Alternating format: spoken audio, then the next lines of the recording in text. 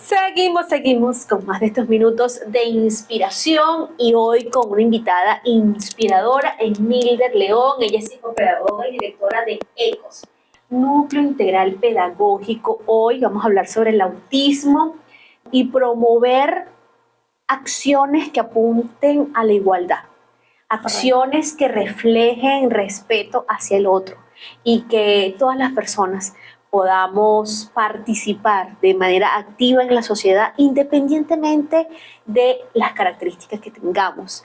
Y hoy quise resaltar desde Minutos de Inspiración precisamente eso, la diversidad, la inclusión y el respeto hacia todos los seres humanos.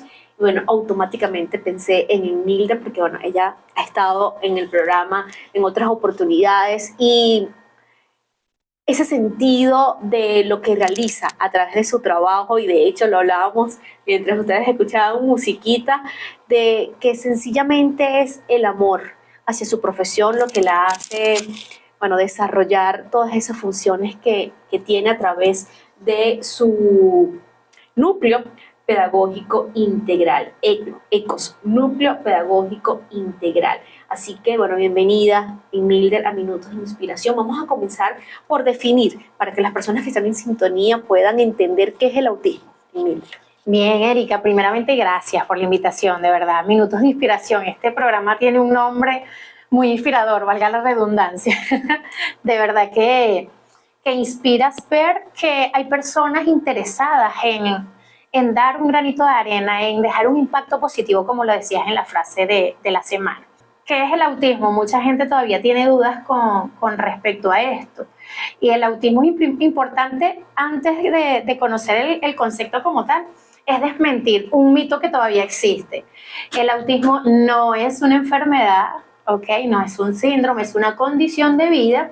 El DSM-5, que es el manual de diagnóstico, determina o identifica el autismo como una condición, un trastorno del neurodesarrollo que afecta mayormente en la interacción social, la comunicación de los individuos que tienen esta condición. También es importante, Erika, conocer que mucha gente habla sobre los tipos de autismo o todavía hacen mención sobre lo que anteriormente conocíamos como Asperger, porque anteriormente esta condición era conocida como trastornos generalizados del desarrollo y existía una gama o estaba subdividido en diferentes trastornos. Actualmente no existen tipos, simplemente está el trastorno del espectro autista, simplemente existen niveles, ¿ok? Niveles de necesidad de apoyo. Está el nivel 1, que es aquella persona que requiere poca ayuda o simplemente requiere ayuda, como lo establece el DSM-5. El nivel 2, que es la persona que requiere ayuda sustancial, y el nivel 3, que requiere mucha ayuda sustancial, ¿ok? Entonces es importante que tengamos esto bien claro. También es importante saber que el autismo tiene el nombre de trastorno del espectro autista precisamente porque es un trastorno muy amplio. No hay dos personas con autismo iguales, entonces por eso lleva ese nombre de espectro. Súper importante lo que acabas de hacer, Emilder, aclarar esto de los mitos, ¿no? Asumir Correcto. que es una enfermedad y es una condición. Sí. Para esas personas que están en sintonía, escuchar que su hijo o su hija no está enferma, sino que tiene una condición y que esta condición requiere un acompañamiento distinto en la manera en que se relaciona con el mundo, cambia totalmente esa situación, Emilder, porque quizás un diagnóstico puede significar un momento muy triste, ¿no? Pero no tienes por qué estar triste. Hay maneras de acompañar a tu hijo, a tu hija, que tiene esta condición. Pero, ¿cómo lo podemos detectar, Emilder? ¿Cómo podemos reconocer si en algún miembro de nuestra familia tiene esta condición? Mira, Erika, dijiste algo muy, muy importante sobre el diagnóstico. Es importante que tengamos en cuenta que un diagnóstico no es una sentencia, ¿ok? Un diagnóstico simplemente es una puerta abierta para saber cómo abordar las necesidades y las potencialidades de nuestros chamos, ¿ok? ¿Y cómo identificarlo? Pues el DSM-5 establece algunos criterios o algunos rasgos que identifican el trastorno del espectro autista. Una de las características más típicas dentro del trastorno es las deficiencias o las dificultades comunicacionales y sociales, ¿ok? Pueden tener un retardo del lenguaje o pueden tener un lenguaje colálico, pueden tener dificultades en la reciprocidad emocional, por ejemplo, dificultades para fijar la mirada cuando te están hablando, dificultades para identificar la emoción o el sentimiento del otro. Hay algo que se conoce como la teoría de la mente y los niños con autismo presentan dificultades en esta área. Los seres humanos tenemos la capacidad de identificar lo que otros pueden querer decirnos, a veces incluso sin que digan una palabra. El niño con autismo tiene dificultades para esto. Entonces, por eso puede tomarse las cosas muy personales, puede tomar todo como una ofensa, ¿ok? Todo de manera literal. Sí, o puede que no se dé cuenta lo que tú le quieres tratar de hacer ver, ¿ok? Otra de las cosas que tienen es un pensamiento muy rígido, ¿ok? Esa inflexibilidad de pensamiento también puede generar movimientos estereotipados, también puede generar las rutinas, o sea, son personas muy ritualistas, muy estructuradas, les cuesta las transiciones o los cambios.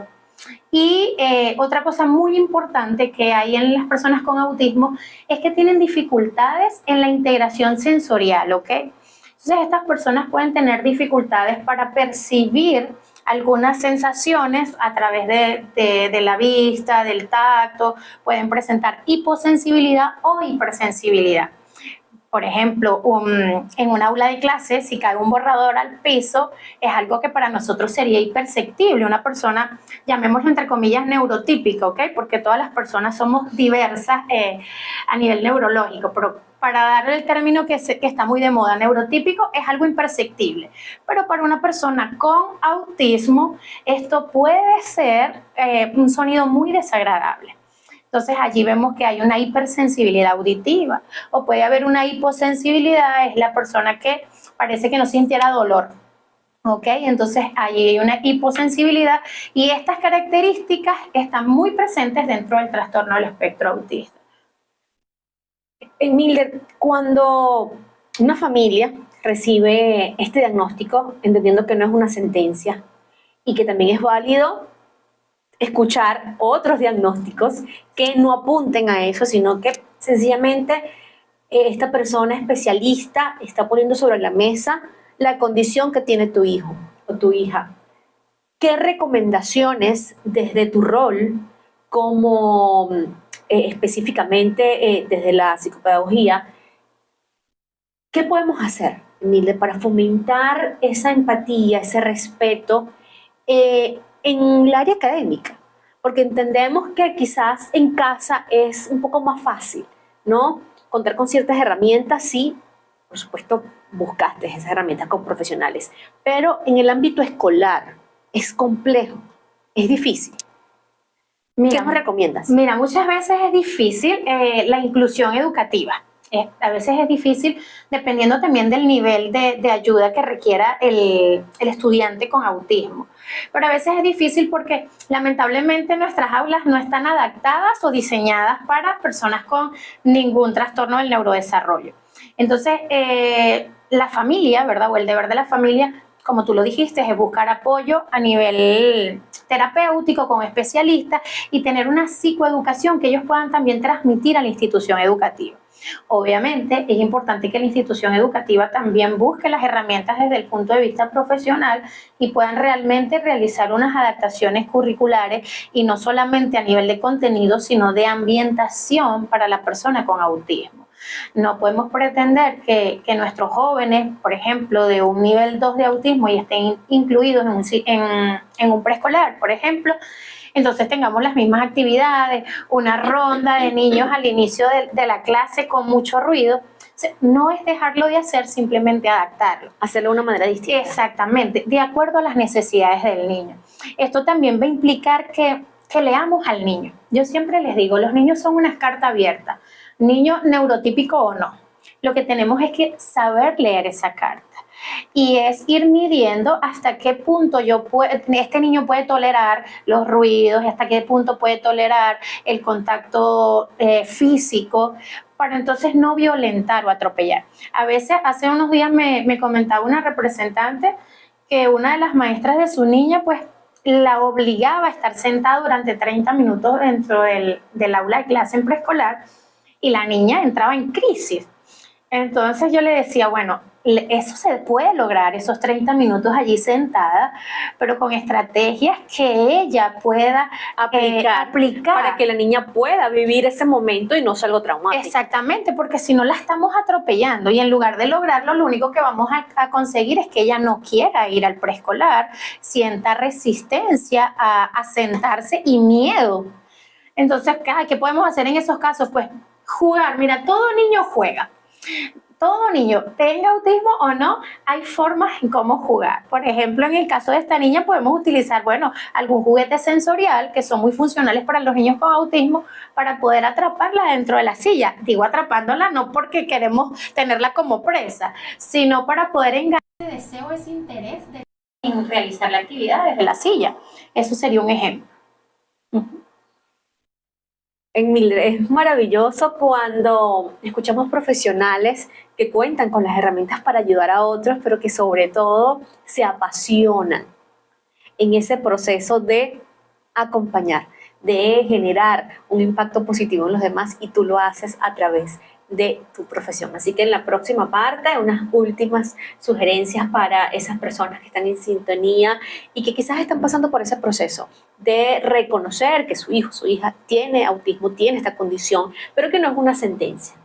Su hijo puede desarrollar un sinfín de habilidades, de capacidades, y eso lo puede lograr, bueno, de la mano de profesionales y también de ese amor en casa. Así que, bueno, vamos a una pequeña pausa. Regresamos con más de estos minutos de inspiración. En Mildred, ¿qué le dices a esas personas que están en sintonía y que han recibido ese diagnóstico? ¿Cómo lo pueden asumir, no desde una sentencia, sino como una posibilidad para ellos como familia y sus hijos? Erika, primeramente yo siempre les comento a los papás que un diagnóstico no cambia a la persona que es nuestro hijo. Simplemente el hijo que nació, que tenemos, es el mismo. Ahora, saber que tiene una condición solamente nos permitirá buscar las herramientas necesarias. Y la primera herramienta que todo padre debe buscar es la psicoeducación. Cuán importante es que podamos conocer todas las características y aquella gama de necesidades y de potencialidades que se pueden presentar a lo largo de la vida de nuestros hijos. Es importante que aprendamos todo lo que podamos sobre la condición de nuestros hijos. A veces hay padres que se hacen más específicos que nosotros mismos, y de verdad uno admira porque es el rol del papá de algún niño con una condición, tener esa psicoeducación para poderle brindar mejores herramientas. Y nadie mejor que los padres para poder atender a sus hijos. Nosotros los especialistas los vemos 1 o 2 veces a la semana, pero en casa están día a día. Hay un programa terapéutico que habla de 40 horas de terapia semanales, y una oportunidad una representante me dice, ¿qué? Yo no tengo tanto dinero. Pero les comentaba, no, la terapia no es que tú pagues un terapeuta, tú eres el terapeuta de tu hijo. Conviértete en terapeuta, conviértete en ese aliado que tu hijo necesita, y que cada actividad, las actividades tan simples como comer, bañarse, vestirse, se conviertan en una terapia que pueda incentivar el desarrollo de las potencialidades de nuestro chamo. Hermoso lo que acabas de mencionar, que tus padres sean un aliado y que puedan acompañarte a desarrollar todas esas habilidades que tienes. En Mildred, tus redes sociales, número de contacto para todas esas personas que están en sintonía. Bien, en Instagram aparecemos como Psicopedagogía Gin, @Psicopedagogía Gin, y nuestro número de teléfono es 0412-772-1933. Muchísimas gracias, Mildred. Gracias a ti, Erika, por compartir eso que realizas con tanto amor. Estoy segura que todos esos niños a quienes acompañas y esas familias se llenan de esa vocación de servicio que tienes y de ese amor. Así que gracias. No, gracias a ti, Erika, por este espacio.